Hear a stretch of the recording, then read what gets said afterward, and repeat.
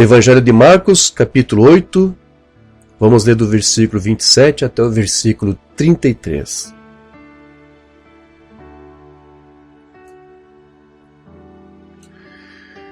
Marcos 8, verso 27 a 33, diz assim a palavra do Senhor. Então Jesus e os seus discípulos partiram para as aldeias de Cesareia de Filipe, e no caminho perguntou-lhes: Quem dizem os homens que sou eu? E responderam: João Batista, outros Elias, mas outros alguns dos profetas. Então lhes perguntou: Mas vós, quem dizeis que eu sou? Respondendo Pedro, lhe disse: Tu és o Cristo. Advertiu-os Jesus de que a ninguém dissessem tal coisa a seu respeito. Então começou ele a ensinar-lhes que era necessário que o Filho do Homem sofresse muitas coisas, fosse rejeitado pelos anciãos, pelos principais sacerdotes e pelos escribas, fosse morto e que, depois de 3 dias, ressuscitasse. E isto ele expunha claramente.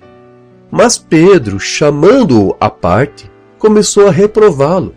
Jesus, porém, voltou-se e, fitando os seus discípulos, repreendeu a Pedro e disse: Arreda, Satanás, porque não cogitas das coisas de Deus, e sim das dos homens. Vamos falar com o Senhor nesse momento em uma palavra de oração. Amado Deus, precioso Pai Celestial, estamos muito contentes e felizes por Tu nos dar outra oportunidade de estarmos aqui juntos, reunidos em Teu nome, para ouvir e falar da Tua palavra, das Tuas coisas, do Teu reino. Aqui estamos, Senhor, com essa leitura que foi feita agora, pedindo encarecidamente que o Teu Santo Espírito unja nossas mentes para ouvir e os meus lábios para falar. Que Tu possas, Senhor, encher-nos com o Teu Santo Espírito e dar-nos o entendimento, e que essa palavra, que sabemos que é sempre atual, possa ser útil para nós, para os Teus filhos, aqueles que estão necessitados. Que Tu venhas falar com cada um de nós, Senhor. Toma minha vida agora nas Tuas mãos como o Teu vaso, para que Tu possas me fazer de Ti o Teu porta-voz, para que eles possam ouvir a Tua palavra, a Tua voz neste dia. Nos ajude, Senhor, porque somos necessitados de Ti, necessitados da Tua revelação. Que Tu venhas abrir nosso entendimento nesse instante. É o que sempre pedimos nesse momento em que estamos aqui, Senhor, e hoje não é diferente, porque não estamos menos necessitados do que das outras vezes. Ajuda-nos, socorra-nos, Senhor, porque com a Tua palavra, com a Tua revelação, nós compreenderemos mais e Te amaremos mais, porque quanto mais nós Te conhecermos pela Tua palavra, mais nós Te amaremos. Então, Senhor, que o amor superabunde em nossas vidas, que a Tua graça e a Tua misericórdia esteja com cada um dos Teus filhos, que seja abençoada essa ministração da Tua palavra, que seja uma palavra poderosa para os Teus filhos. Abra os seus entendimentos, confirma a fé dos eleitos e guarde-os e livre-os de todo mal. Confiantes que Tu nos responde nessa petição que Te fazemos, nós Te damos graças por tudo, no maravilhoso nome do Senhor, Jesus Cristo. Amém, Senhor. Graças a Deus. Felizes somos por servir a um Deus vivo. Amém? Você está feliz por isso? Graças a Deus. Então, meus amados, é uma escritura bem mais resumida quando você vai ler Mateus. Quero crer que, eu acho que Lucas também deve mencionar essa mesma passagem. Mas você vê que aqui é bem resumido, né? Mas quando Pedro disse reconhecer que Jesus era o Cristo de Deus, em outras palavras, o que ele estava dizendo é que ele sabia que Jesus era o rei prometido para Israel, como estava escrito nas profecias, nos profetas, nos salmos. Ele entendeu que ele era aquele rei dos quais os profetas falaram que tinha que vir. Porque todos os reis, de uma certa maneira, eles eram Cristos, ou até chamados de Cristos. Porque você sabe que a palavra Cristo quer dizer unção. E os reis, eles eram ungidos, eles tinham óleo de unção sobre eles. Lembra quando o profeta Samuel foi procurar um rei para Israel? Dentre a família de Jessé, entre os seus filhos, da casa de Jessé. E quando ele encontrou Davi, ele ungiu. Então todos os reis eram Cristos. Dizem que sacerdotes também, em uma certa medida, também eram chamados. Sacerdotes, profetas, eram chamados de Cristo por causa da unção. Então, quando Pedro aqui está dizendo, eu estou dizendo para eles todos, que me perguntam de você, que tu és o rei que estava para vir. Tu és o nosso rei. Tu és o Cristo, o rei de Israel. E você sabe, toda a casa de Israel ela estava ansiosa, estava à espera do Messias. Né? No hebraico é Mashiach, que quer dizer a mesma coisa, é ungido. Eles estavam aguardando esse Messias, esse Mashiach, esse rei, que deveria vir para cumprir as Escrituras e que reinaria sobre eles. Mas quando Jesus pediu para que os discípulos guardassem segredo quanto a quem ele era, foi porque todos possuem uma concepção muito errada sobre de que maneira que este Cristo de Deus, que esse rei deveria reinar em Israel. Então eles acreditavam que este rei, quando viesse na terra, ele viria como se fosse um grande político, que pegaria em armas, certo? Seria um revolucionário que viria para livrar Israel do jugo dos romanos. Era essa imagem que eles faziam do seu rei, desse Cristo. Então Jesus ele não queria ser confundido com esse modelo falso de Messias que o povo aí estava criando e que estava falando. Porque, com certeza, se os discípulos dissessem, esse é o rei que estamos esperando, eles iam correr atrás de Jesus, iam reivindicar dele coisas conforme o ensino que foi dado para eles, e seriam coisas totalmente fora do programa de Deus. Por isso que ele disse, olha, não façam alarde, não digam a ninguém o que vocês estão dizendo, que vocês pensam que eu sou. Porque essas pessoas não estão ensinadas, não foram instruídas corretamente sobre o que esse rei deve fazer. Então vão me pedir coisas, vão falar de mim para fazer coisas que meu pai não quer que seja feito. Essas coisas que estão falando sobre mim é falso, está errado. Mas veja, ele admitiu que ele era o rei. Ele admitiu que ele era o Cristo. Porque aqui, logo em seguida, ele vai se identificar aqui como o Filho do Homem. E quando você vai lá para o livro de Daniel, capítulo 7, você vê que a Escritura faz menção de alguns reinos mundiais que deveriam vir sobre a terra. Um total de 4, que foram representados por 4 bestas feras. Cada besta, cada animal representava um grande império, um grande reinado que viria sobre o mundo. Até que Cristo, o rei de Israel, viesse. Então ali faz menção do leão, que tipificava o Império Babilônico. Depois é mencionado o urso, que representava os medo-persas. E depois havia menção ali do terceiro animal, que foi o leopardo, que representava o Império Grego, sob o comando de Alexandre. Esses 3 grandes impérios governaram, cada um a seu tempo, é verdade, sobre a terra. Uma governança, uma liderança mundial. E o quarto animal ele é curioso, porque ele é diferente dos outros. Porque veja que os outros 3 primeiros impérios que eu mencionei, o babilônico, o medo-persa, o grego, ele foi comparado a animais que existiam na natureza. Mas quando foi para se referir ao quarto império, não havia nada, não foi usado um animal semelhante aí, né, da criação. Era uma criatura bizarra que aparece ali. Porque ele tem o quê? Ele tem dentes de ferro, se não me engano, garras, unhas de bronze e chifres na cabeça. Você não tem nada parecido assim na natureza. Então, para representar o quarto império, o quarto governo, que era Roma, então usou-se uma figura de uma criatura híbrida. Percebe isso? Alguma vez se deu por conta disso? Por que isso? Deve ser uma referência ao hibridismo do nicolaísmo, do romanismo, que viria com este novo império. Porque ele não se refere apenas ao império político, mas também religioso. Você sabe que a própria religião do Estado romano, sob o comando de Constantino, o imperador Constantino, foi a fé cristã. Foi o catolicismo, foi a igreja católica, enfim, organizada. Agora é interessante, quando você vai para os estudiosos, teólogos católicos, é interessante, né?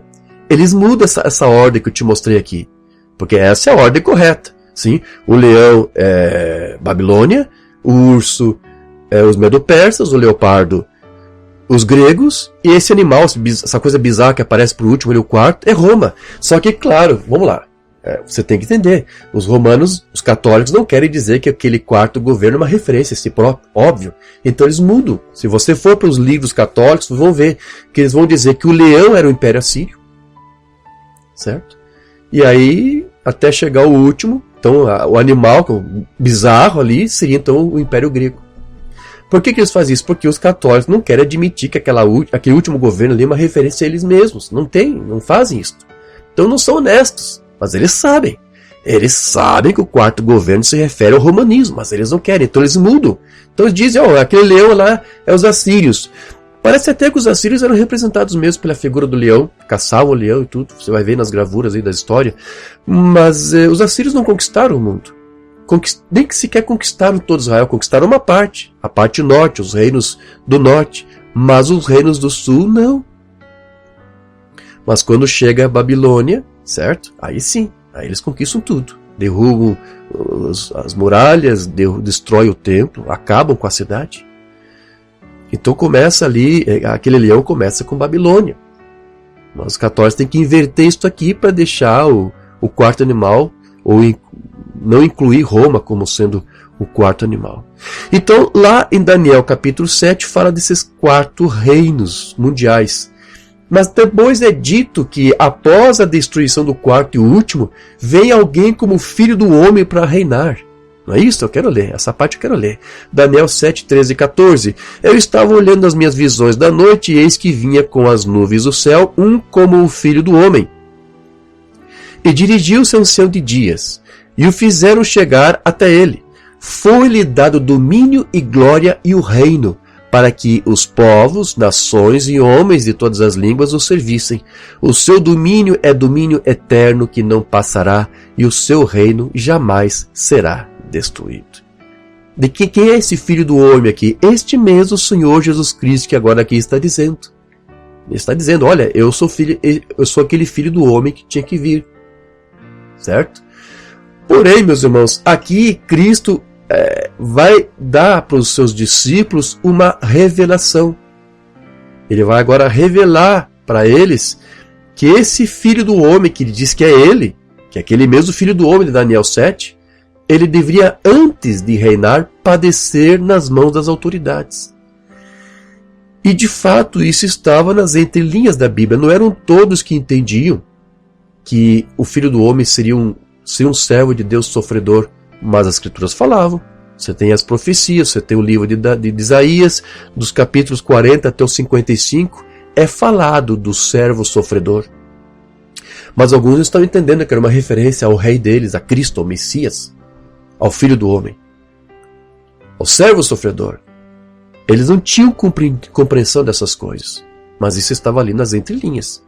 Então Pedro, quando ele ouve aquilo, que ele, Jesus, como Cristo, como seu rei, como filho do homem, deveria sofrer, padecer, morrer e depois ressuscitar, Pedro não aceitou aquilo ali e repreendeu Jesus por haver dito que ele deveria sofrer. Você consegue entender isso? Consegue entender as entrelinhas de tudo isso? O mesmo Pedro que havia recebido uma revelação direta de Deus.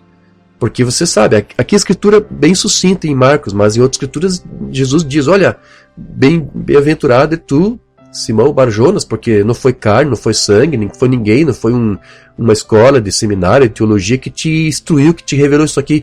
Foi meu Pai que está no céu quem te revelou isto, de que eu sou o Cristo de vocês. Então, o mesmo Pedro que recebeu uma revelação de que Jesus era o Filho de Deus, de que ele era o Rei, o Messias que deveria vir, agora, este mesmo Pedro recusa aceitar uma outra revelação que o Cristo ali está dando para eles, de que ele deveria padecer e morrer. Então Jesus se vira para Pedro e o chama de Satanás. Arreda-te, vai para trás, Satanás. E aí quando você vai para alguns teólogos que leem as escrituras somente nas linhas, certo? Eles leem isto aqui e tentam apresentar e concluem que Jesus estava realmente chamando o apóstolo Pedro de Satanás. E aí, para explicar por que Jesus estaria supostamente fazendo isso, eles recorrem à tradução da palavra, porque diz que a palavra, Satanás, no seu original, quer dizer adversário, quer dizer rival.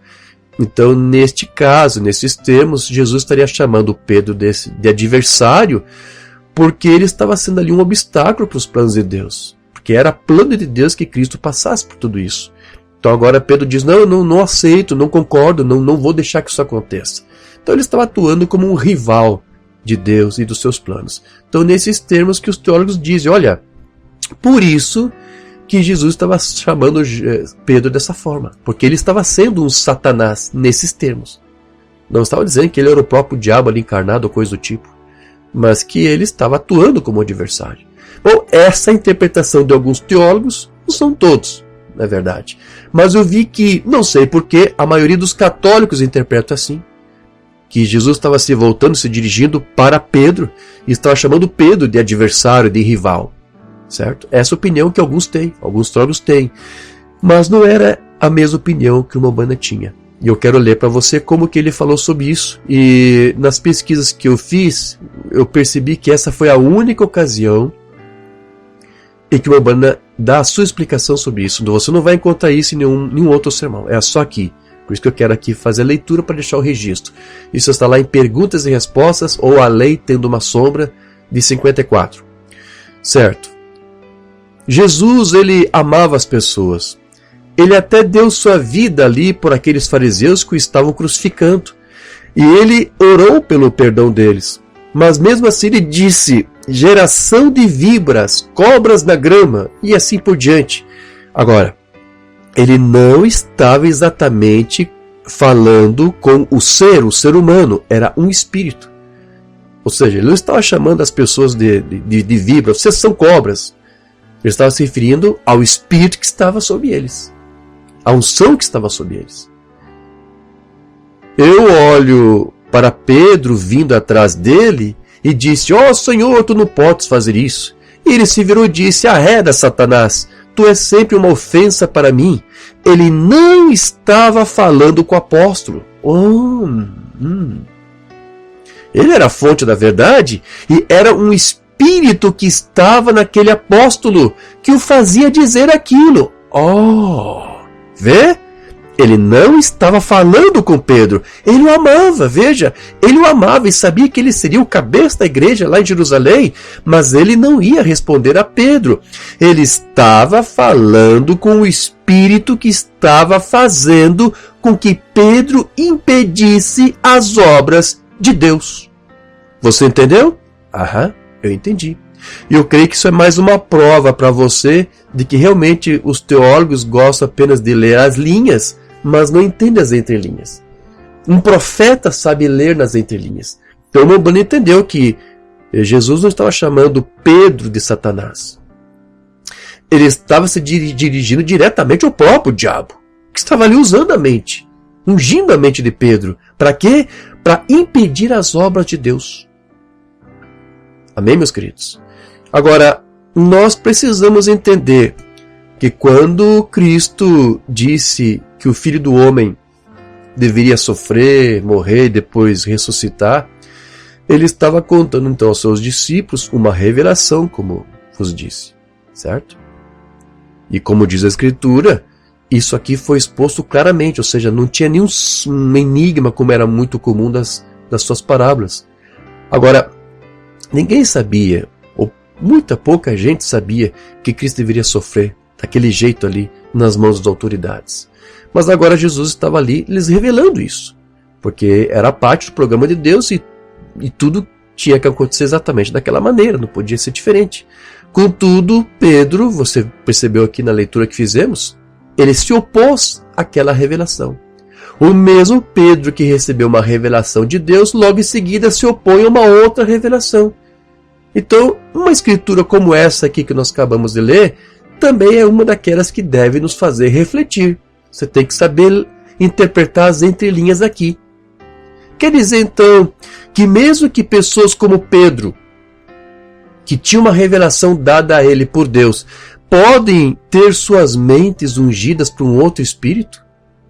Para depois se opor a outras revelações de Deus? essa escritura aqui nos prova que sim, isso é possível. Ou então há um erro aqui em algum lugar. Então, se um crente não for totalmente convertido, porque nós estudamos no culto passado que isso aqui aconteceu, por quê? Porque Pedro ainda não estava convertido. Certo? Ele viria se converter depois quando recebeu o Espírito Santo. Então, se um crente não for totalmente convertido, meus queridos, ainda que ele consiga receber algumas revelações de Deus, ele pode também, ao mesmo tempo, se opor a outras, por meio da unção do espírito maligno que possa estar sobre ele. E infelizmente ver irmãos e ministros procederem dessa mesma maneira como Pedro procedeu, meus irmãos, isso é mais comum do que nós possamos imaginar.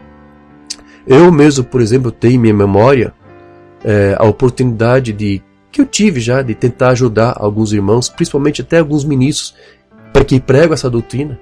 Tentei ajudá-los em algumas questões, mas não aceitaram, não entenderam, não se corrigiram na sua maneira equivocada de pensar.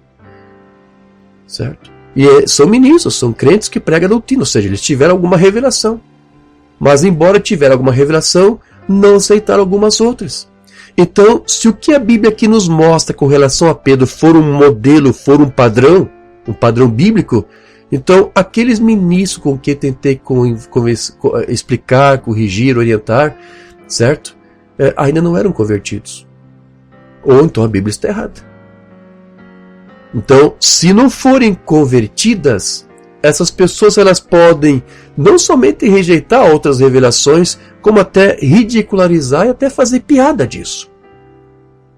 Então veja que mesmo que alguém tenha uma revelação dada por Deus, ele ainda pode ser usado pelo diabo, sim, para impedir as suas obras. Ou então, volto a dizer, a Bíblia aqui está errada. Mas a Romana diz que foi isso que aconteceu com Pedro. Ele teve a revelação. Foi Deus que te revelou isso. Daqui a pouco ele dá uma outra revelação. Eu não concordo com essa revelação. Arreda-te, Satanás. Como é possível isso aqui? E se isso é um modelo, um padrão, então você já entendeu. Isso é comum, isso acontece, isso é real, é triste, mas é verdade. Ministros e irmãos, às vezes conseguem aceitar outras coisas e não aceitam outras. Mas isso não quer dizer que não sejam eleitos. Mas isso talvez é uma evidência patente de que ainda está no processo de conversão, mas não está convertido. Você sabe que, eu já ministrei isso tempos atrás, existem inúmeros estudos aí que afirmam que há regiões no cérebro que controlam os impulsos da pessoa, a sua capacidade de gerenciar as coisas que ela diz, que ela pensa, ou que ela faz. E há somente duas formas dessas regiões cerebrais serem influenciadas. Uma é pela parte química, com drogas, com remédios, com entorpecentes. Isso pode dar uma pessoa um estado alterado de consciência. Uma pessoa que é drogada, que está viciada, sim, que é uma dependente química, ela às vezes tem situações em que ela não tem controle da sua vida, conforme o tipo de droga, sim. Eu não posso mais mencionar, acho que está errado aqui, não posso mencionar elas. Então isso é uma forma de a tua mente ser totalmente alterada. Mas existe uma outra forma que não é pela parte química ou física, mas pela parte espiritual. Nossas mentes podem ser dominadas, governadas por dois tipos de espírito, ou pelo espírito do diabo ou pelo Espírito Santo. São duas maneiras de nossas mentes serem influenciadas. Está bem, meus irmãos? Então, o diabo, ele nem precisa possuir uma pessoa, porque às vezes tem também aquele caso dele possuir, demônios possuir um corpo. Ele não precisa fazer isso para dominar alguém. Basta apenas o indivíduo aceitar na sua mente um arrazoamento, que foi o que aconteceu ali com Pedro. E foi uma Umbanda que nos explicou. Um espírito estava ali em Pedro. E você sabe de onde que era, porque você viu Jesus repreendendo o espírito. Era o espírito demoníaco. Era o espírito vindo da presença do diabo. Para importunar Pedro, para molestá-lo e para deixar ele com dúvidas sobre a palavra e pôr em dúvidas a revelação, não aceitar, rejeitar a revelação. Foi o Espírito que fez isso. Então o diabo ele pode fazer isso ainda hoje também. Ele pode ungir a mente de um filho de Deus, mesmo que ele tenha tido alguma revelação, para arrazoar, para pôr em dúvida alguma coisa, para aceitar um arrazoamento no lugar da palavra. Isso é o suficiente, como eu disse. Não precisa encarnar-se no corpo da pessoa, possuir o corpo, não. Somente ungindo, passando ali um pensamento, certo? E o irmão Branham disse que Satanás ele consegue fazer isso pelo poder intelectual. Terceiro Êxodo. Agora lembre-se, só há dois. Não se esqueça disso, só há dois poderes. Um é o poder espiritual, do Espírito Santo, e o outro é o diabo, operando através do quê? Do poder intelectual aqui na mente. Foi o que aconteceu com Pedro. Porque ele não aceitou a revelação por causa disso. Satanás ungiu sua mente, tentou influenciá-lo pelo seu poder intelectual. Porque foi aí que ele entrou lá no jardim do Éden, através de poderes intelectuais, para fazer Eva crer em uma concepção intelectual. Eu creio que ele até se encarnou naquele animal, na serpente, mas ele não precisou fazer o mesmo com um casal. Ele ungiu uma criatura e conseguiu, através disso, penetrar na mente da mulher. Ungiu a sua mente com o espírito errado, com arrazoamento. E o problema de Eva, diferente de Pedro, é que não tinha ali Cristo para estar na hora, para dar um arreda a Satanás. Certo? Porque quando Jesus deu um arreda a Satanás ali, aquilo resolveu o problema. Ele arredou, Satanás foi para trás. Mas ali no jardim, Eva estava sozinha. Então ela se deixou ser levada, enganada pela sua concepção intelectual contra a palavra. A parte intelectual parece perfeita, e está perfeita. Está exatamente, mas perfeita. A inspiração de Satanás. Sim? O argumento, o arrazoamento de Pedro não era sem sentido. Sim? Mas era uma inspiração demoníaca. Não, o Senhor Jesus não quer que tu sofras, nós te amamos. Certo? É um arrazoamento perfeito, mas assim os arrazoamentos do diabo são perfeitos. Mas são fora da revelação. São contrários à palavra. E você sabe, Branham dizia isso, é sempre o diabo que faz o homem duvidar da palavra, fazer arrazoar contra a palavra. O caminho provido por Deus, 53, o homem está trabalhando sob inspiração do diabo. Eu poderia provar isso pela Bíblia, isso é exatamente certo. Foi o diabo quem sempre colocou um ponto de interrogação na palavra de Deus. Sempre foi o diabo. Então, como eu disse, parecia muito justa aquela preocupação ali de Pedro por Jesus. O seu razoamento parecia perfeito, mas era do diabo, era uma inspiração, não é isso? Inspiração de Satanás. Então você tem pessoas aí dentro da mensagem também, né? Deixa os denominacionais fora. Tem povo da mensagem que tem revelação de muita coisa da palavra, da mensagem, mas às vezes deixa aí a sua mente ser ungida por uma inspiração diabólica. Eu sei que eu já comentei tempos atrás que é necessária a mente para se compreender a doutrina, porque você vai compreender, você vai obter a revelação em cima da informação que você obteve, então você precisa da mente. A mente começa, até o Romano fala, o primeiro passo é a mente, para você receber a palavra de Deus, no sentido de obter, receber toda a informação e depois armazenar isso na sua memória. Mas a menos que o crente receba uma revelação de Deus, toda essa informação não vai passar de uma concepção intelectual de Cristo.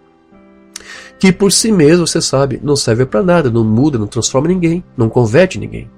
Porque não é o suficiente para produzir vida ou qualquer mudança de caráter que Deus requer que os seus filhos tenham. Então, se tudo isso estiver apenas na mente, se toda a tua fé for só mental, uma concepção mental, e não no coração, como dizia o irmão Branham, então essa pessoa ela vai acabar fazendo arrazoamentos. Até mesmo contra a própria palavra de Deus, contra a revelação de Deus. Porque tudo para ele não passa de uma simples fé mental. A prova infalível da ressurreição de 57. A questão do pecado está resolvida quando o Espírito Santo entra no coração humano. Isso expulsa o arrazoamento.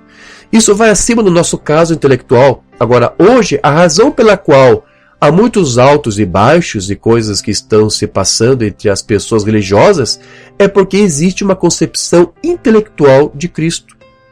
Em outras palavras, está apenas aqui na sua mente e não no seu coração.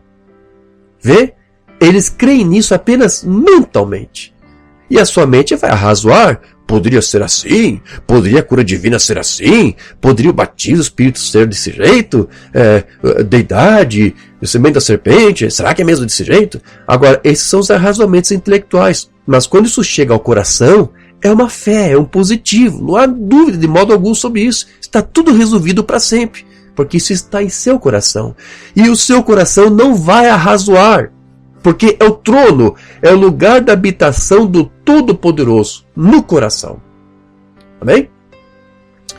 Então, os espíritos que enganaram os homens no passado, que até produziram religiões, mitos, mitologia, as mitologias greco-romanas, os deuses da mitologia egípcia, assíria, babilônica, certo? Todos aqueles deuses que você vê lá na mitologia do passado, são os mesmos demônios de hoje, apenas mudam, estão em morfem, em outra roupagem, com outros rótulos, mas são os mesmos espíritos, são os mesmos demônios. Então os mesmos espíritos que importunaram o homem no passado estão aqui para fazer a mesma coisa. Eles querem enganar também os crentes hoje. E é por isso que o apóstolo João disse que todos os espíritos têm que ser o quê? Provados, não é isso? 1 João 4:1. Amados, não creais a todo espírito, mas provai se os espíritos são de Deus, porque já muitos falsos profetas se têm levantado no mundo. Mas veja, você não pode se esquecer de que um espírito é uma unção. Eu sempre chamo e comparo desta maneira. Um espírito é uma unção. Foi por essa razão que Paulo disse que alguns desses espíritos enganam as pessoas com doutrinas de demônios, ungindo não somente a sua carne, mas também a sua mente, o seu espírito, a sua alma, e isso é por meio de um falso ensino, que muitas vezes distorce o verdadeiro ensino da palavra. Então, o verdadeiro ministério quíntuplo, o que ele vai fazer? Ele vai sempre tentar te trazer de volta para a Bíblia e para a mensagem, dizer exatamente da maneira como elas ensinam. Então, é por essa razão, por exemplo, que o Umbanda, ele afirmou que o unicismo é um espírito.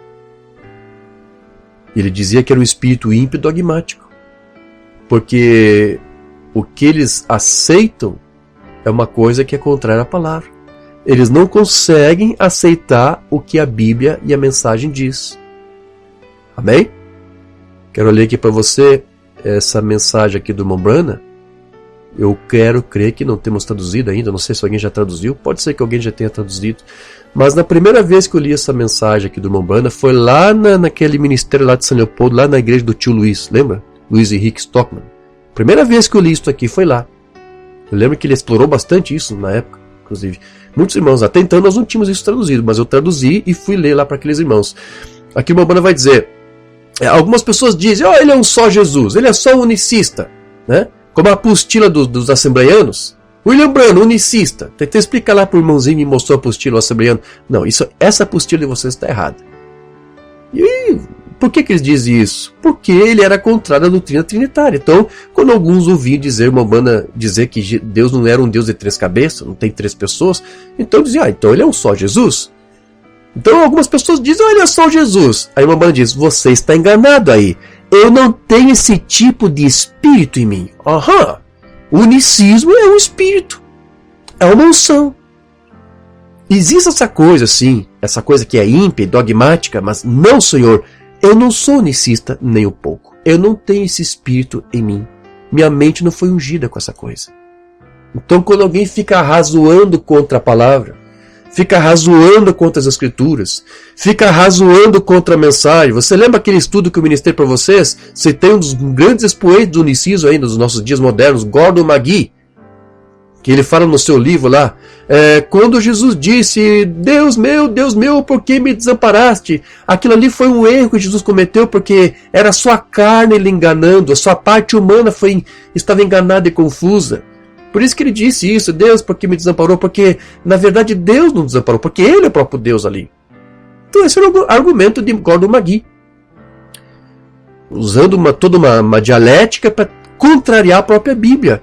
Então, o que faz uma pessoa dizer algo que é contrário às Escrituras? Porque está clara, a Bíblia está clara. E a mensagem, uma Umbanda fez eco a essa Escritura. Nós lemos, eu li para você inúmeros sermões do profeta dizendo que o Filho foi crucificado sozinho, ele foi separado, estava desamparado por Deus, separado da presença de Deus. Então, quando você vê alguém na mensagem usando os argumentos de Gordon McGee, usando o unicismo denominacional para explicar o William Branham e combater isso aqui, o que é isso? Uma banda diz, isso é um espírito, é um demônio ímpio dogmático que unge a mente das pessoas para arrazoar contra a verdade dessa mensagem, dessa Bíblia.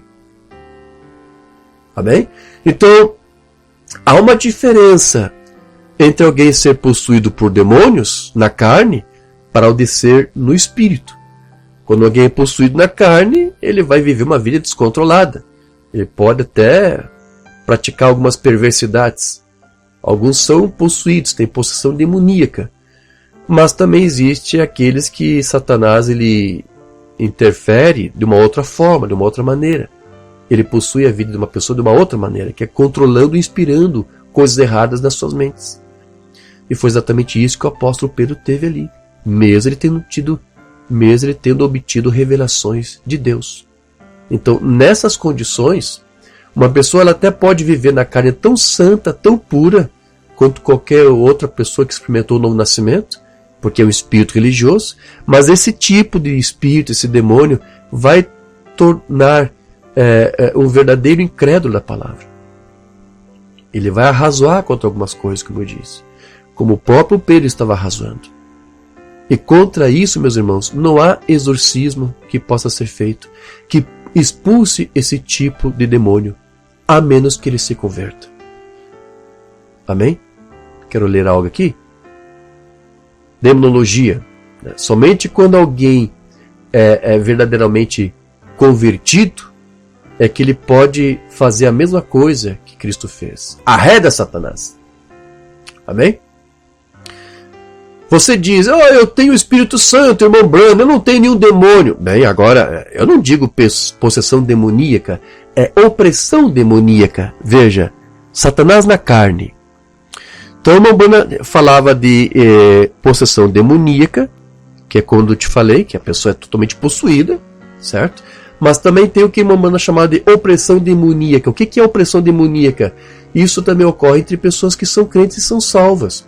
A opressão demoníaca é quando uma pessoa é ungida com um tipo de espírito que a torna uma pessoa deprimida, que está em estado de depressão, uma pessoa extremamente nervosa. Sim? Essas pessoas, elas não são possuídas por um demônio, mas elas são oprimidas pelo diabo. Eu fiz uma pesquisa ontem, eu vi uma banda, ele orava por várias pessoas, ele dizia, olha, você tem uma opressão demoníaca, você é uma pessoa muito nervosa. É o diabo tentando oprimir você no teu espírito, na tua mente. E ele disse, é uma condição terrível isto. Não é a mesma coisa uma pessoa ser possuída por um demônio, de espumar, salivar no chão e girar, coisa do tipo, e gritar. Não. Quando o próprio diabo fala pela boca do possesso. Mas é diferente. É a opressão demoníaca. E a pessoa pode ser salva. Pode ser uma crente, pode ser até uma eleita. E às vezes ela pode ter uma opressão do diabo nesses termos. Isso é possível. Certo? Então a Umbanda falou muito desses casos. Então aqui ele vai dizer mais. Você pode viver tão puro, santo e limpo, e ainda assim ser um pecador? É a sua fé que o salva. Veja, muitas pessoas são tão puras e limpas, e ainda muito mais limpas às vezes, do que pessoas que professam ser cristãs, mas ainda assim negariam o Espírito Santo e negaria toda a operação do poder de Deus. Eles são incrédulos, não importa, eles são muito religiosos. E o espírito do anticristo é um espírito muito religioso.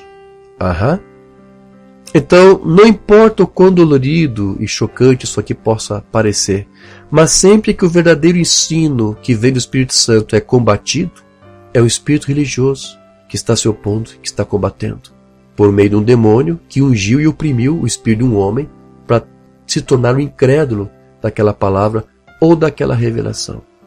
Seja ele leigo, um membro da igreja ou até mesmo um ministro.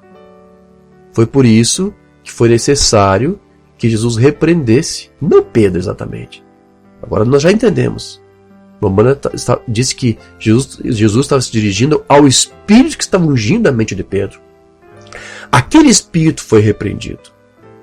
Foi necessário que Cristo repreendesse Satanás naquele momento em que ele estava ali oprimindo a mente de Pedro, porque do contrário, aquele apóstolo continuaria razoando contra o seu mestre.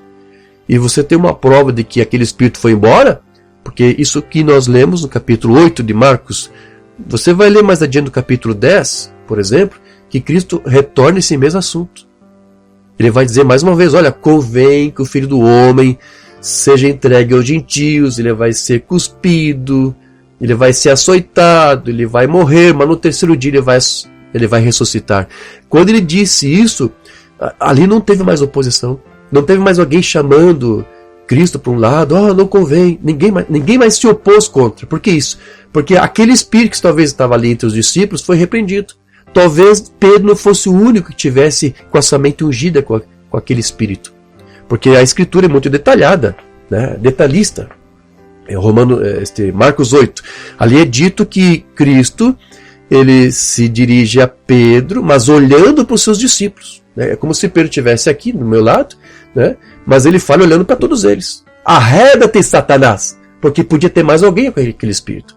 Então ele expulsou, ele repreendeu aquele demônio, aquele espírito que estava na mente de outros que também estavam ali. Porque Pedro ele era um dos porta-vozes dos apóstolos.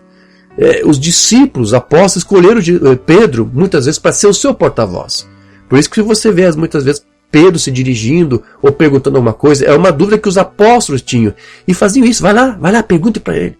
Você sabe que um dos porta-vozes da mensagem foi o irmão Liveio. Muitos crentes, muitos ministros tinham medo de fazer perguntas para o irmão Branham. Então, quem era a cobaia deles? O irmão Liveio, coitado. Ele dizia até o irmão Liveio, sabemos que o irmão Bill te ama muito, então ele tem uma consideração por você, então vai lá e resolve essa questão para nós. Pergunte para isso para ele. E às vezes o irmão Branham sabia, ele tinha discernimento, ele sabia que a pergunta era encomendada. Estava usando apenas o irmão Liveio como cobaia. E Pedro era um. Então não era só Pedro ali que estava ungido com aquele demônio. Por isso que ele teve que repreender a regra de Satanás, olhando para o seu discipulado. Porque havia mais gente ali perturbada com aquela mesma dúvida, com aquele mesmo razoamento. Certo? Não que por causa daquela questão ali, porque era a primeira vez que ele estava dizendo. Mas ele já sabia que havia a propensão entre alguns de não aceitar tudo que Cristo estava lhes dizendo. Então, Cristo, como eu disse, repete isso para os discípulos e ninguém mais se opôs. Quer dizer, aquela unção de dúvida ali foi repreendida entre eles. Então, sabe-se que o espírito religioso, ele é um espírito enganador. Porque embora ele seja contra a palavra, ele vai sempre se apresentar como sendo um defensor dela. Porque o Mamãe disse que é um espírito religioso. O maníaco de Gadara, ouça, ele disse, a Bíblia disse havia, não creio em todos os espíritos, a escritura que acabamos de ler de João, Epístola de João, mas provai-os para ver se são de Deus. Exatamente o que a Bíblia diz. E Jesus disse, esses sinais seguirão os que creem. Veja se está certo ou não. Experimente pelo Espírito, pela palavra, pelas citas. Certo? E o espírito religioso, em cada era, sempre foi um negador. Sempre negou. O espírito do diabo, que é religioso, negou o verdadeiro e genuíno espírito. Então, o Umbanda disse que às vezes os irmãos, por não compreenderem tudo o que ele falava, acabavam criando pequenos pensamentos errados na sua mente. Isso às vezes é o diabo querendo ungir a mente de alguém com algum pensamento intelectual. Já teve sermões que eu preguei aqui, que eu falei algumas coisas, e depois, coisas que talvez alguns nunca ouviram, e me fizeram um monte de pergunta. Até chegar a desenvolver algumas pequenas teorias, é como a banda chamou aqui. Vocês formam pensamentozinhos peculiares e têm suas próprias ideias acerca das coisas. Não tomem sua própria ideia. Você tem que tomar muito cuidado. Porque numa dessas pode ser o diabo aí querendo ungir você com um pensamento, com arrazoamento. Então veja, foi o que fizeram com essa mensagem. Você sabe que muitas pessoas aí, ministros, têm seus próprios pensamentozinhos, como diz o Mambrana, acerca de alguma coisa que ele falou. E que está errado. Tem suas próprias ideias. E continuam tendo até hoje. E conseguem formar suas próprias doutrinas. abertura de palavra, terceira puxada, e que irmão Banner era o próprio Cristo encarnado, e um monte de coisa. Novo nome, coisa desse tipo. Desviando-se do propósito original. Então os que se afastam são, por que isso? Porque não receberam aquela virtude do Espírito, para se manter posicionado, inabalável. Não se deixa levar. Uma pessoa que é salva, convertida, não se deixa levar por qualquer arrazoamento do diabo.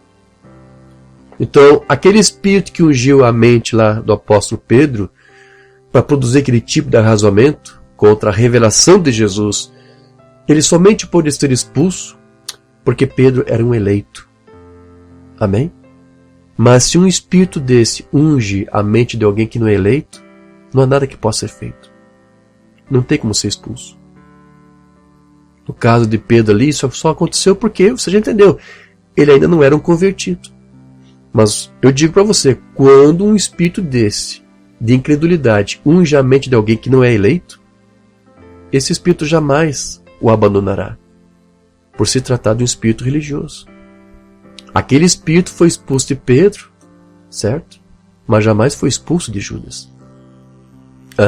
Eu disse que Cristo teve que dizer o arreda de Satanás para todos os do seu discipulado. Havia mais gente ali com aquele espírito. De Pedro e de mais alguns saíram. Mas de Judas nós sabemos, não saiu. De um filho que não é da eleição, não sai. Então não tem exorcismo que resolva esse problema. O maior do que Salomão está aqui, 58. Existem duas igrejas. Existe a igreja natural, e existe a igreja espiritual. E ao misturá-las, não há maneira alguma de separá-las. Portanto, não há maneira de separar a igreja natural e a igreja espiritual. Mas a igreja espiritual é a igreja eleita, chamada para fora e retirada somente por Deus. Eles são os únicos que querem ouvir a palavra do Senhor. Oh, maravilha! Então, temos aqui 61 nos assistindo. Eu quero crer que esses 61 aqui que podiam fazer tantas outras coisas, essas 61 famílias que estão agora nos acompanhando, podiam fazer tantas outras coisas nesse exato momento. Mas você preferiu estar aqui me ouvindo. Aqui o meu banho está dizendo, esses são os únicos que querem ouvir a palavra do Senhor. Os eleitos, só os eleitos querem ouvir. Não importa quão difícil, parece estranho dizer isso, mas alguns homens estão predestinados para a destruição eterna. A Escritura diz assim, homens de outrora, pré-ordenados essa condenação, para transformar a graça de Deus em lascívia, no capítulo de Judas. Então, nós não gostamos de pensar nessas coisas, claro que não. Mas há algumas pessoas que nunca serão salvas. Não importa o que você faça, não importa o que você diga, não importa o que você ministre. E elas são muito religiosas.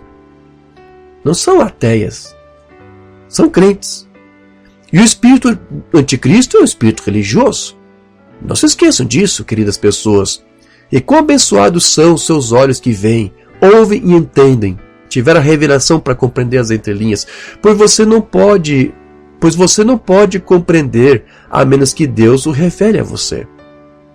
Pois toda a igreja é edificada sob uma revelação espiritual de Jesus Cristo sendo o Filho de Deus.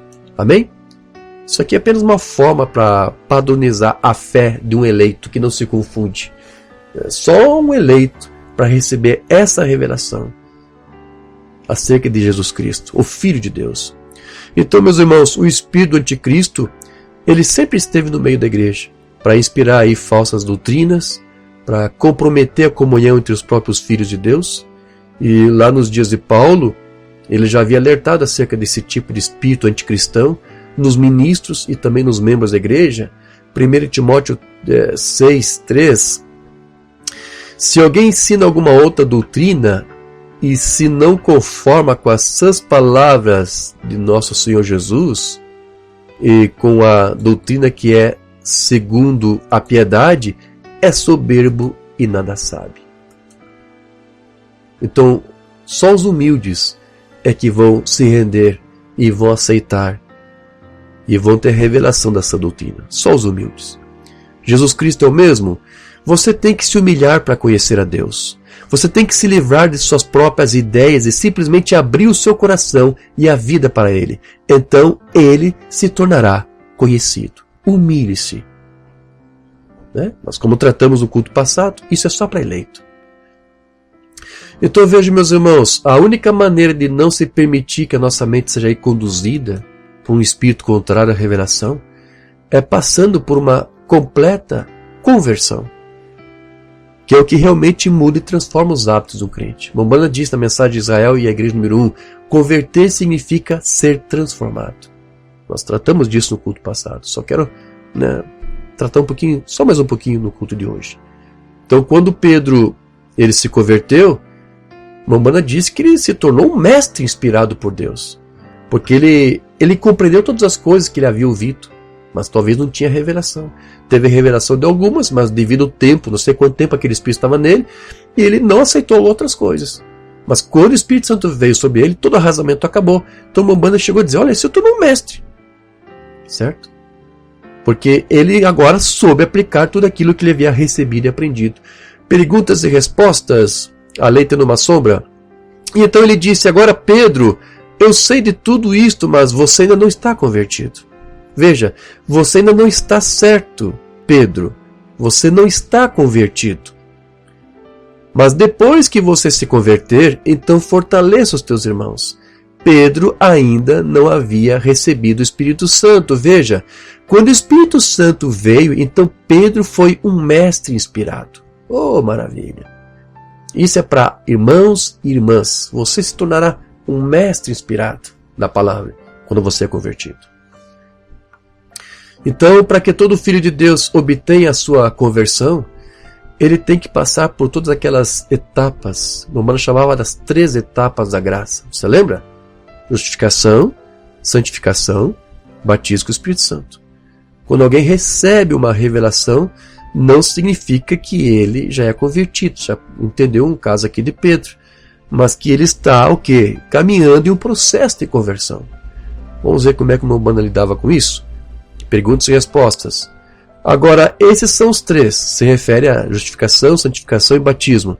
Agora, no próximo, então, a próxima coisa a fazer é, então, você nascer de novo quando receber o Espírito Santo. É quando você é convertido. Você pode estar em processo de conversão, mas não está convertido até que seja concluído e seja selado no reino de Deus. Ou seja, a salvação somente é consumada por meio da conversão. O crente ele precisa passar por todos os estágios, porque ele está apenas em processo de conversão, até que o último então seja alcançado. Perguntas e respostas número 4. Alguém fez uma pergunta número 403. Quando você usa a expressão que se não cremos na palavra, estaremos eternamente separados de Cristo, você quer dizer que a Virgem Néssia viverá eternamente, mas eles estão separados da noiva, da Nova Jerusalém, onde Cristo habitará com a noiva? Aqui estão aqueles que não têm o Espírito Santo, nascido de novo, como a Escritura fala sobre nascer de novo. Se o nascimento natural requer água, sangue e espírito, o nascimento espiritual não requer todos os 3 estágios da graça antes que a pessoa realmente nasça de novo? E foi o ministro que fez essa pergunta. Com certeza, acabei de explicar isso hoje de manhã, sobre a mesma coisa. Você tem que ter todos os estágios: justificado, santificado e batizado. Você é gerado do Espírito, assim como um bebê é gerado e no ventre de uma mãe. Mas não nasceu até que receba o Espírito Santo. Isso mesmo. Você nasceu, então. Você não está convertido. Você está em processo de conversão até aquele momento. Então você pode ter a justificação, você pode ter a santificação, mas você ainda não está convertido até nascer de novo. Agora, uma banda disse que estar em processo de conversão não significa exatamente dizer que ele está perdido. Você quer ver isso? Agora, amigo cristão, uma pessoa não pode nascer de novo até que tenha recebido o Espírito Santo. Você não pode. Você nem mesmo é convertido até receber o Espírito Santo. Não estou dizendo que você está perdido. Antes de receber o Espírito Santo, porque você não está. Há 3, uma obra da graça, apenas uma obra da graça, que é o Espírito Santo. E é feito em 3 manifestações. Para que foi dado o Espírito Santo? Em uma igreja nominal você diz, sim, eu creio, claro, eu creio que Jesus Cristo é o Filho de Deus. O diabo crê na mesma coisa. É exatamente isso, a Bíblia diz que sim. Mas a Escritura diz em João, ninguém pode chamar Jesus de Cristo senão pelo Espírito Santo. Você, na verdade, pela Escritura, deixe-me parar aqui só um minuto antes de terminar de ler. Você não está convertido até que tenha recebido o Espírito Santo. Oh, meus queridos amigos de todo este país e desta pequena cidade, se eu pudesse, com minha voz humana, colocar em seu coração a importância de receber o batismo do Espírito Santo, seria a mais maravilhosa revelação que você já tiver em suas vidas, porque você deve fazê-lo. Permita-me dizer e deixar isso muito bem claro. Você não está convertido até ter o batismo com o Espírito Santo. Então a conversão ela é algo que nos torna diferentes do que nós éramos antes. Mensagem Porquê de 60. Medo do novo nascimento. Isso só faz de você uma pessoa diferente. Se você não é uma pessoa diferente, então você não está convertido. Então se você é convertido, você é diferente. Você é até perseguido por causa disso. Você pode ser convertido em uma denominação. Você pode ser convertido em uma atmosfera diferente ou algo assim. Agora eu sou crente da mensagem. Isso não é prova de conversão. Mas quando você é convertido a Deus, então você vive santo. Eu creio na santidade. Posso provar isso a você pela Bíblia. E não me importa o que você faça. Você não pode oferecer um presente a Deus com mãos profanas. Ele não receberá. Os presentes do Antigo Testamento tinham que ser santificados no altar. O sacerdote, antes que ele pudesse ir para oferecê-lo, tinha que ser ungido e santificado. Ou o presente era recusado. Deus não aceitará o presente por mãos profanas. Isso mesmo, deve vir por mãos santas ou ele não aceitará. Medo do novo nascimento. Então, quando nós recebemos Cristo, nós estamos salvos. Contudo, a salvação não é inteiramente consumada até a nossa conversão pelo novo nascimento. Deus escondendo-se na simplicidade. Quando você aceita a Cristo, você é salvo. Justificação, santificação. Você recebeu Cristo, você foi inocentado, você foi justificado. Ali você já está salvo. Mas você não está convertido até que receba o Espírito Santo. Veja que interessante, mamãe até separou salvação de conversão. Ele continua aqui. Jesus disse a Pedro na noite da traição. Ele já era salvo. Pedro já estava salvo, porque ele era um eleito. Disse, agora depois que você se converter, fortaleça os teus irmãos. Com certeza, você aceitou a Cristo como seu Salvador. Mas quando você é convertido, é quando você realmente muda, quando você é transformado. A conversão é transformação. Ele ainda não havia mudado. Pedro não tinha mudado. Ele estava salvo. Mas ele ainda continuava com alguns problemas ali. Ele amaldiçoou perante o Senhor, o negou e tudo mais. Depois da sua conversão, depois que você se converter, fortaleça os teus irmãos. Isso mesmo, é isso mesmo, a congregação diz amém. Isso é que as Escrituras dizem, de qualquer maneira, isso está certo. Jesus disse a Pedro que o havia seguido, expulsou demônios e fez milagres e tudo mais. Disse, você ainda não se converteu. Alguém pode orar para os enfermos, ser curado e fazer sinais e prodígios, expulsar demônios e ainda não ser um convertido. Mas depois que você se converter, então fortaleça os teus irmãos. Então veja, sem a terceira e última etapa da graça, um crente está apenas potencialmente convertido. É assim que o Umbanda interpretava. Eu quero ler aqui para você ver isto.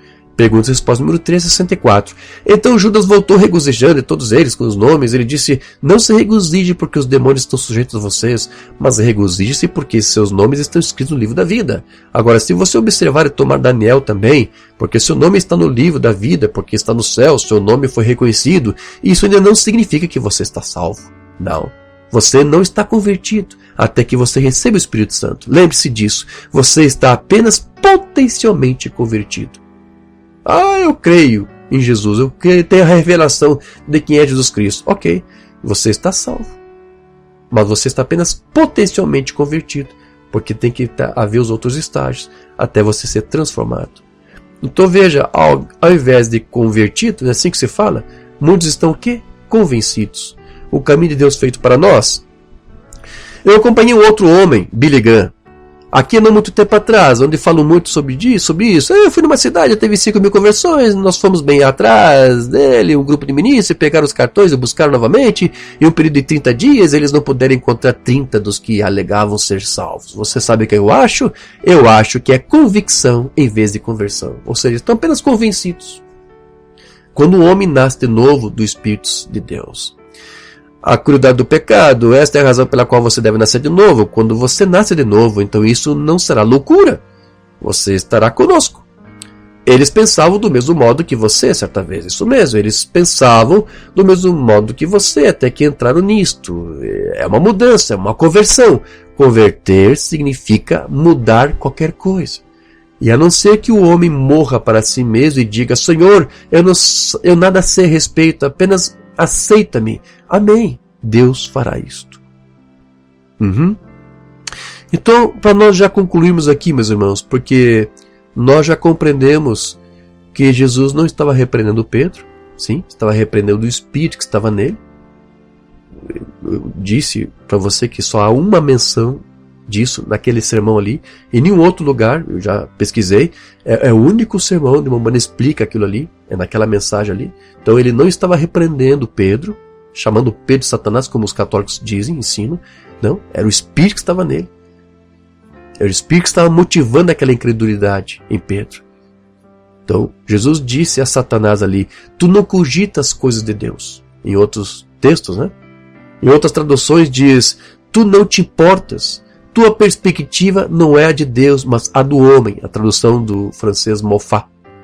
Você não pensa os pensamentos de Deus. Satanás não pensa os pensamentos de Deus. E quando ele unge a mente de alguém assim, é para fazer a mesma coisa que o diabo faz. O diabo não quer que você pense os pensamentos de Deus. Satanás não pensa como Deus, mas ele pensa como homem. Então, quando deixamos de pensar como Deus, nós estamos pensando como o diabo pensa. Só uma vez mais, Senhor, 63, e a única coisa que você precisa fazer para saber que Ele está aqui é remover-se do caminho. Enquanto você estiver no caminho, Deus não pode fazer nada por você. Quando você pensa os teus pensamentos, os pensamentos de Deus não tem chance, porque você está pensando como o diabo. Mas se você parar de pensar os teus pensamentos e pensar os pensamentos dele, meus pensamentos não são os vossos pensamentos, disse ele. Se houver algum louvor, se houver alguma virtude, pense nessas coisas. Não é o que alguma igreja vai dizer sobre isso, algum ministro, um homem, é o que Deus disse sobre isso. Amém. Então veja, todos os homens da Bíblia que se colocaram no caminho de Deus, com seu próprio querer, com seu próprio pensar, eles sofreram as consequências. Abraão sofreu, Jacó sofreu, Moisés sofreu, Jonas sofreu. Eles entenderam que eles só poderiam ser usados por Deus quando deixassem o seu eu, seu ego, fora do caminho. Mas Jesus, ele foi alguém que soube fazer isso. Pois que Jesus, ele era o próprio caminho que nos conduziria a Deus. Ele mesmo precisou, primeiro, ser provado também. E em nenhum momento ele ficou no caminho de Deus, mas ele deixou que o seu Pai tivesse a preeminência durante todo o seu ministério. Então, nós somente podemos pensar os pensamentos de Deus se nós formos parte dos seus pensamentos. Se nós já estivemos nos seus pensamentos lá atrás, lá no princípio, como eleitos dele. Deus é o seu próprio intérprete. Jesus não disse em Mateus 24, que os dois espíritos nos últimos dias quase enganariam os próprios eleitos, se fosse possível? Oh, sim, seus arrasamentos são bem justos, mas é impossível. Um crente convertido, um eleito convertido, que chegou no terceiro estágio, sim, da graça, eles estavam nos pensamentos de Deus no princípio e eram parte de Deus. Amém? Então, um crente convertido, que é parte dos pensamentos de Deus, eles têm aquela mesma autoridade que o seu irmão mais velho teve, Jesus Cristo. Sim? Quando o diabo rondar a tua mente com pensamentos de divórcio, você vai ter autoridade para dizer: arreda Satanás. Quando ele vier com pensamentos para você enganar teu chefe, a confiança que ele depositou em você, para passar a perna nele e se dar bem alguma coisa ali, algum negócio no serviço, você vai ter autoridade, porque você é um crente convertido, você vai saber dizer: arreda Satanás. Porque você é pensamento de Deus, você não pensa como o diabo. Amém? Você é parte de Deus. Livro das Eras, isso aqui é muito bom, hein? Para nós concluirmos. Nós não nos tornamos semente pelo renascimento. Eu tenho que renascer então para ser um filho? Não, isso é um processo. Você já foi salvo desde o início, quando você confessou Cristo. Mas se você é um eleito, você vai ter que passar e vai concluir esse processo. Não vai ficar pela metade. Se ficou pela metade, nunca foi eleito. Mas quando você passou pelo processo lá, no final, renascimento, nasceu, se converteu, não é porque ali você se tornou uma semente, é porque você era uma semente. Agora você vai dar os frutos da semente, daquela vida que está em você. Nós não nos tornamos semente pelo renascimento, pelo nascimento de novo, pela conversão, não. Nós éramos semente e, portanto, nós renascemos, nós nos convertemos, porque somente os eleitos podem se converter. Somente os eleitos podem renascer. A razão pela qual podemos ser vivificados é porque éramos sementes. Agora, no que não é semente, não há nada para vivificar. Não há expulsão de demônio, não há como expulsar demônio de alguém assim. As minhas ovelhas ouvem a minha voz, a palavra, e elas me seguem. Você sempre foi uma ovelha. Você nunca foi um porco, um cachorro transformado numa ovelha. Isso é impossível porque cada espécie de vida produz a mesma espécie e não há mudança na espécie. É impossível o trigo se converter em joio e vice-versa. Não é possível. Assim como estávamos nos pensamentos de Deus e então fomos expressos na carne, tinha que chegar um dia quando ouviríamos a sua voz, a palavra, e ao ouvir essa voz, tomamos consciência de nosso Pai nos chamando e reconhecemos que somos os filhos de Deus. Ouvimos sua voz e clamamos como fez o filho pródigo: salve-me, meu Pai, estou retornando a ti. Então, porque você é o eleito, você também pode dizer: arreda, Satanás. Amém? Então Pedro, ele não conseguia pensar os pensamentos de Deus ali, porque ainda não havia morrido para os seus próprios pensamentos. Cada filho de Deus deve, por sua natureza, se conectar com os pensamentos de Deus para fazer morrer os seus próprios, a fim de que a sua vida possa então refletir a Cristo, refletir o caráter de Cristo.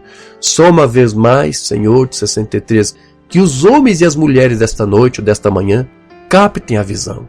Entendam qual é o programa de Deus para este último dia. Isso é tudo o que possamos fazer, que é apenas entrar em seu programa e depois as outras coisas cuidarão de si mesmas. Ele nos ensinou desta maneira. Ele disse: buscai primeiro o reino de Deus e a sua justiça, e todas as outras coisas vos serão acrescentadas.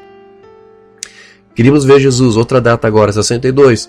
Nunca devemos falar nada a não ser no que acreditamos e entendemos, e que isso seja puro, imaculado e santo. E deixe nossa conversa ser limpa e pura, nossos pensamentos pensando as melhores coisas, pensando os pensamentos de Deus. Como que isso é possível? Só a conversão faz isso. Enquanto você não tiver conversão, você vai ser como Pedro, que vai ter uma revelação, vai ter um entendimento, mas daqui a pouco vai também ter uma inspiraçãozinha, um pensamentozinho, como diz Mambrano, diabólico, contra a Escritura, contra a revelação, para se opor à obra de Deus.